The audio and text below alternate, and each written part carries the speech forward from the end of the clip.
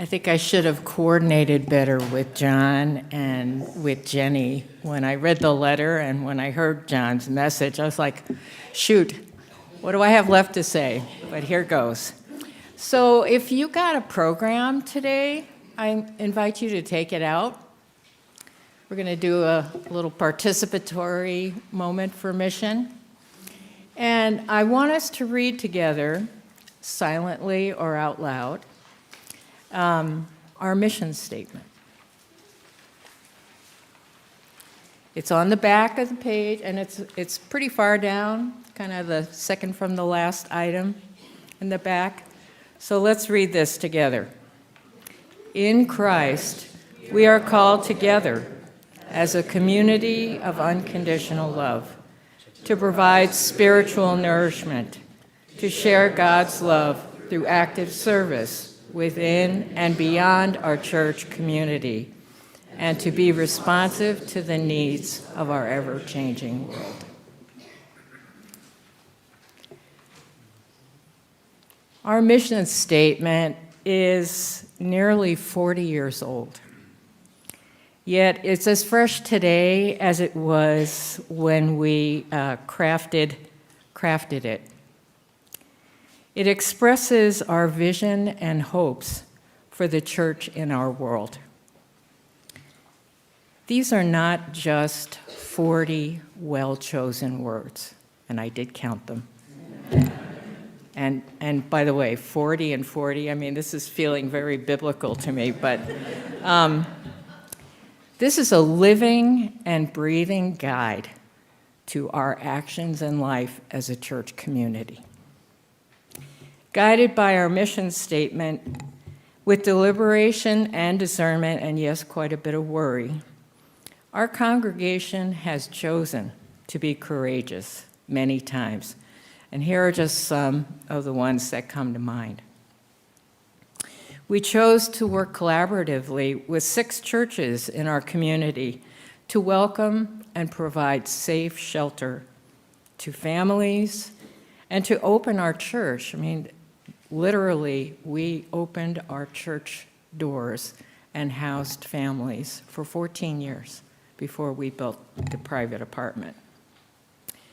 We discerned and publicly stated that our church is open and affirming, and we extended that welcome to our trans siblings. We raised funds to make our building a functional and welcoming place for all who use this space to fulfill their missions. We had a capital campaign in 2000. Some of you will not remember that.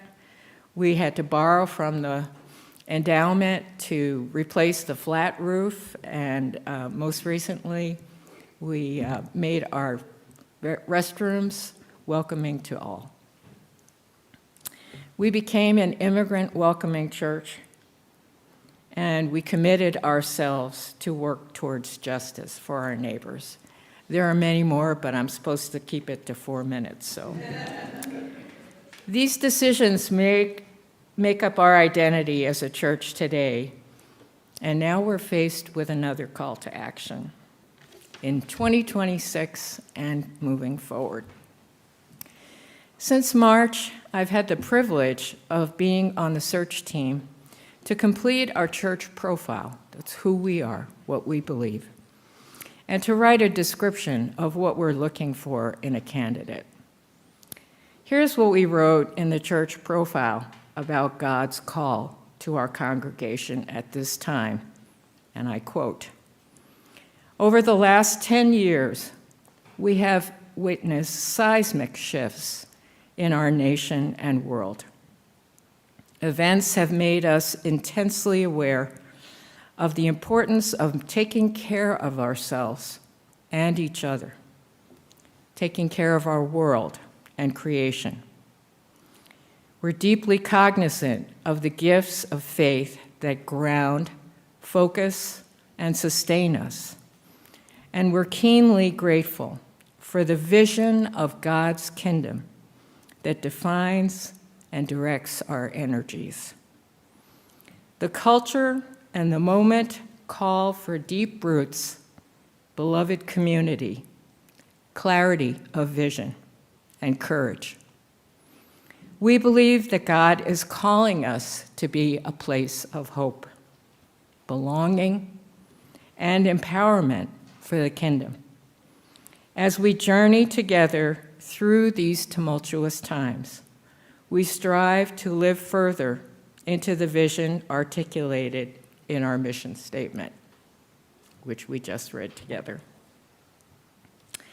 We aspire to provide all with spiritual growth and opportunities to live out their faith in action. We strive to raise our children to become promoters of peace and social justice. So we seek to enhance our faith development offerings for children, youth, parents, and grandparents. Our goal is to build a vibrant community where all feel welcomed and nurtured by caring for one another physically, socially, emotionally, and spiritually. We need God and we need each other to navigate these times. The Spirit is calling us to stand with those whose worth, dignity, and safety, and yes, existence, is threatened. We must speak up, stand up, and act up, for God's beloved. Our discernment of the Spirit's call points us clearly in these directions, unquote. To be the church in these times, we believe in the vital necessity of nurturing deep faith and a strong church community. Toward that end, we have an additional ask this year on top of the budget to partially fund the associate pastor or director of faith development and intergenerational ministries. This arose out of the Listening Project, search team discernment, and council deliberation. We are called to deepen our connection with God and with each other, to strengthen our community and build capacity to reach outward, to share God's love beyond our church walls.